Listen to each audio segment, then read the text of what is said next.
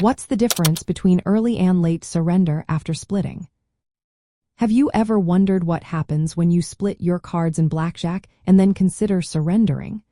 Let's break down the differences between early and late surrender after splitting.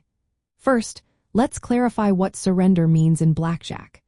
Surrender is a rule that allows players to give up their hand and lose only half of their bet. This option is helpful when your hand is weak compared to the dealer's up card. Now, early surrender is when you can fold your hand before the dealer checks for blackjack. This means you can get back half of your bet even if the dealer might have a blackjack. Early surrender is rare in modern casinos and is generally more favorable for players because it lowers the house edge. On the other hand, late surrender is more common. With late surrender, you can only surrender after the dealer has checked for blackjack. If the dealer has blackjack, you cannot surrender and will lose your entire bet.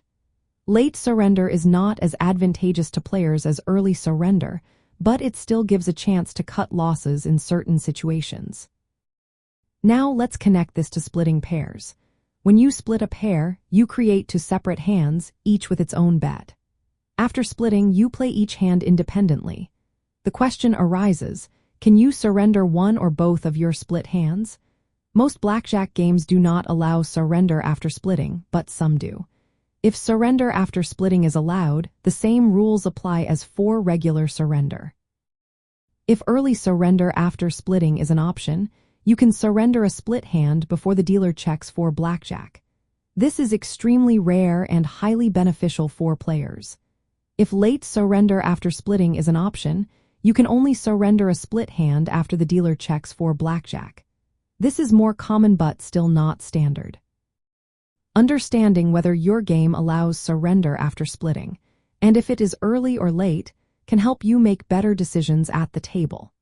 For example, if you split a pair and end up with a weak hand on one of the split hands, being able to surrender that hand can save you money in the long run. Always check the specific rules of the blackjack game you are playing, as these options can vary widely.